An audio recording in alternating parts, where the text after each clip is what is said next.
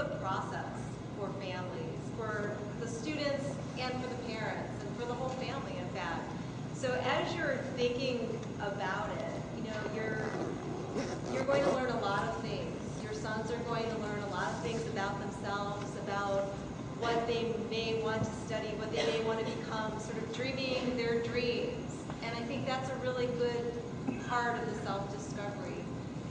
Do I want to go to a small school? Do I want to go to a medium-sized school? Do I want to go far away, close to home? All these things are going to come into play. And there's a lot to process.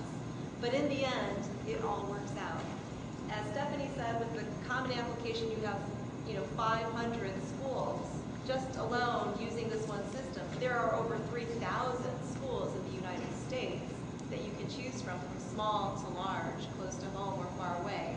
So there's a lot to choose from, and there are a lot of opportunities for students. So I think it's really good to start broad, and now is the time. Just, again, dream that dream, and then start to narrow your choices down to get a feel for what that's like.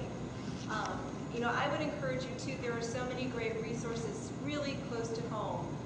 For your sons, if they don't, they're thinking, I don't want to go to WashU, I don't want to go to SLU, I don't want to go to Webster, way too close to home for me. At the same time, we can be really good resources just to start to think about and explore what are the opportunities at this particular school here. If I went to visit, I'm just going to try it out. I'm going to use it as sort of my testing ground. I'm going to use it as a benchmark. What is there to offer? I could use it as practice. I'm going to take a college tour. I have nothing to lose. It's right here in my backyard. I've got some free time. I can take a campus tour. I can walk around the campus. I can say I'm here, or just show up, and be invisible. So use those resources here in town too. I really encourage you to do that. If you want to schedule a visit, if you want to schedule a campus tour or an interview, we're happy to do that for you too. So again, those things are here at your fingertips. For the parents, as part of this process, again, it usually becomes a family decision. You'll learn things along the way about communication, about when to talk about things and when not to talk about things, when to sort of assert yourself and when to just back off. And sometimes you won't know. And I think that's part of the unknowns and the unexpected process. But again, in the end, it all works out.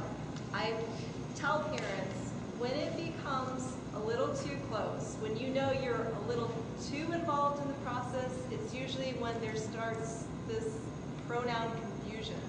When you start saying to schools as you're visiting, we want to study finance. We're looking for a large, flagship school. We want to join a fraternity. When it becomes that we and not my son or he, then you might be a little bit too close, and you might want to take a step back and let your son take the lead in asking the questions and seeking out what he's interested in, and just listening and seeing what kinds of questions is he starting out with. What is he really, holding on to when he visits that campus? What is he like? What is he not like? You can start to sort of debrief after each visit or after each brochure that you're looking at together. So some of those things, I think, are a good part of the process, but good signals to look for. So one of the other things that I like to share with families is that through this whole process, and I know that a lot of times you feel like you're losing control. There's just so much out there, and we don't know what's going to happen. How do we control? How do we manage all of this so that it's comfortable for us? Well, there are really three parts or three decisions that happen in this process. And two of those decisions are within the control of your son. So the three decisions, one is where am I going to apply, where am I going to be accepted, and where am I going to attend? The first and the last are the ones that really lie with the student. Where am I going to apply? You can apply to 5 schools, you can apply to 10 schools, you can apply to 20 schools. That's your decision. That's his decision. Okay, where he's admitted, your great counselors here are going to help narrow that field down a little bit to good choices so that there are good opportunities in that mix of schools.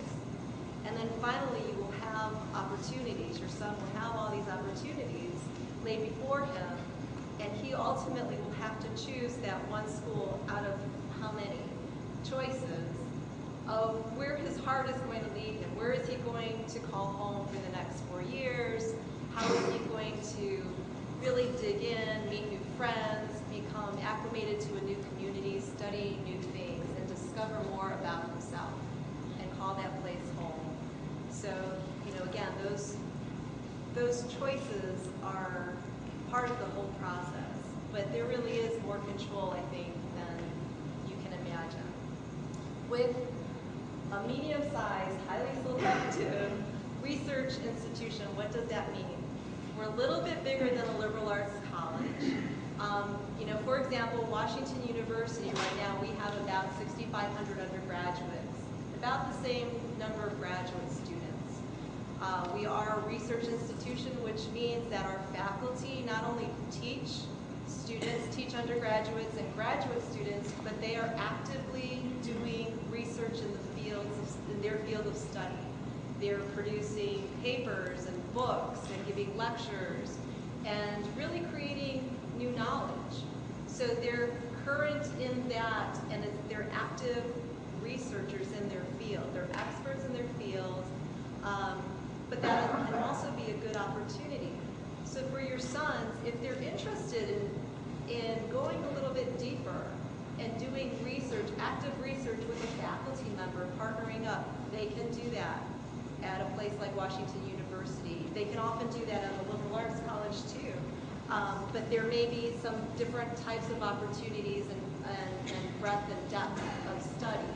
So, again, at Washington University, our students will work, our undergraduates will work with our faculty members and have opportunities to be in laboratories with them, to work on specialized projects. It's not just in the sciences. It can be in the social sciences, it can be in the humanities, it can be in art. So students can then go on and do that type of academic research. The comprehensive liberal arts university will have a liberal arts college component to it. So at Washington U, for example, we have the College of Arts and Sciences, which is our liberal arts college. And it is sort of the main hub. It offers the most majors for the university across the liberal arts, and students in other schools may participate and take classes in that. The university also has 4 professional schools. So we have the Olin School of Business. Okay, so students may start at the undergraduate level. Ours is a freshman entry program. Other institutions may start their sophomore, junior year, but ours starts freshman year. So you start out in a professional school and you study business. At the same time, you have access to other schools within the university. The other schools at Washington U would be the School of Engineering and Applied Science. So if your son is interested in a field of engineering, they may apply specifically to that school within the university. Then we have the Sam Fox School of Design and Visual Art, which is comprised of the College of Art and the College of Architecture. So we have 5 schools rolled into one university.